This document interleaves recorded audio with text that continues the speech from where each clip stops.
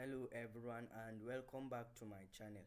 Today we are going to be talking about the nuclear secret, how Israel hid its atomic arsenal.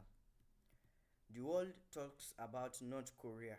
It threatens Iran, but one country has quietly built one of the most sophisticated nuclear arsenals on earth without ever admitting it. That country is Israel. For decades, it kept the ultimate military secrets, nuclear weapons, hidden from the world, protected by allies, covered up at the highest levels. But how did it begin? Who helped? And why has the world stayed silent? This is the hidden story of Israel's nuclear bomb. Part 1. The Birth of the Secret. After World War II, Israel was born out of unimaginable trauma. The Holocaust had taken 6 million Jewish lives, surrounded by hostile neighbors.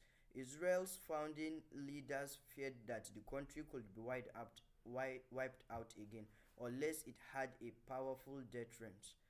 Enter David Ben-Gurion, Israel's first prime minister.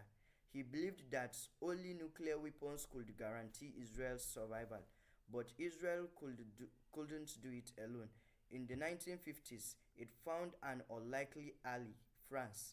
France needed Israeli intelligence in its wars in Algeria, and Israel needed nuclear technology. The two countries struck a secret deal. France helped Israel build a secret nuclear reactor in Negev Desert near the town of Dimona.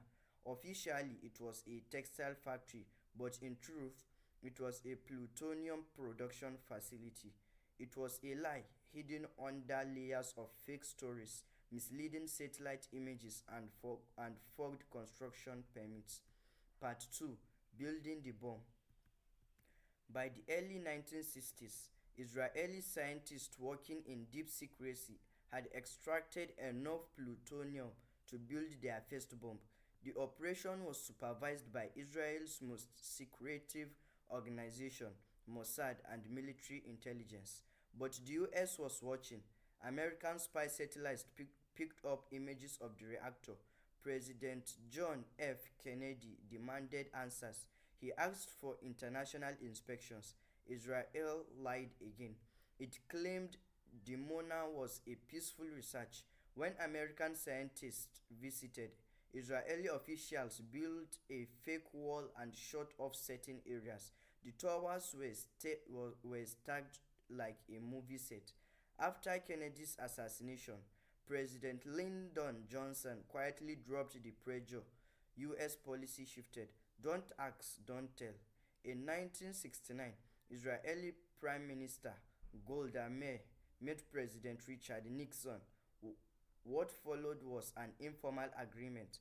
Israel would not just test a bomb or declare itself a nuclear power, and the US would stop asking questions. A nuclear silence was born, and it still exists today. Part 3. The Man Who Spoke. For 2 decades, Israel's nuclear secret was alright until one man blew the whistle. Vanunu was a technician at Dimona in 1986. He leaked photographs and documents to the British press. His evidence revealed that Israel had not just a few bombs but over 200 nuclear warheads, plus neutron bombs and miniaturized weapons for missiles and aircraft. Day after the leak, Vanunu was kidnapped in Rome by Israeli Mossad agents, drugged and smuggled back to Israel in a covert operation. He was sentenced to 18 years in prison, 11 of those in solitary confinement. To this day, Vanunu is under severe travel and speech restrictions. His revelations were undeniable. For the first time, the world saw real proof of Israel's nuclear program, but most countries look away. Why? Part 4. Why the silence? Israel has never signed the Nuclear Non-Proliferation Treaty (NPT). That means it's not subject to international inspections. The US government gives Israel nearly $4 billion a year in aid, yet refuses to confirm its nuclear status. Why? because of the strategic value Israel brings to the Western powers in the Middle East. A strong Israel helps keep other regional powers in check. It's not also about guilt. After the Holocaust, Western nations have been hesitant to challenge Israel on security matters. The result, a global double standard. While Iran is threatened with war over nuclear ambitions, Israel gets silence. Even the United Nations, the International Atomic Energy Agency (IAEA), and NATO tiptoe around Israel's arsenal. Part 5: The Samson Option and Global Risk. According to intelligence experts, Israel now has a second strike nuclear capability, meaning even if attacked first, it can retaliate using submarines armed with nuclear missiles.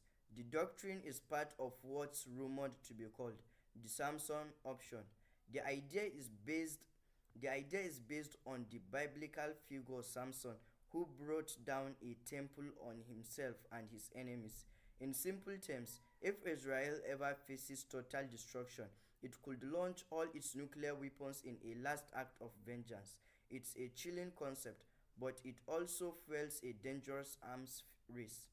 Iran continues uranium enrichment. Saudi Arabia has quietly begun its own nuclear programs. Egypt and Turkey are watching. In the end, the nuclear secret may have guaranteed Israel's safety, but at the cost of long term global security. Israel's nuclear weapon exists in a strange reality, known by all, acknowledged by none. It's a secret that's not really a secret, a silence that everyone respects, but few understand. The truth: Israel built the bomb. It was helped by Western powers. It has refused to sign global treaties, and the world lets it continue because of politics, history, fear, and diplomacy. But secrets like this don't stay quiet forever, and in a world on edge where one spark can trigger catastrophe, maybe it's time we start talking about the things we pretend not to know. If the truth shocked you, you share it. If you think the world deserves nuclear honesty, let your voice be heard. Subscribe for more hidden truths they don't want you to know.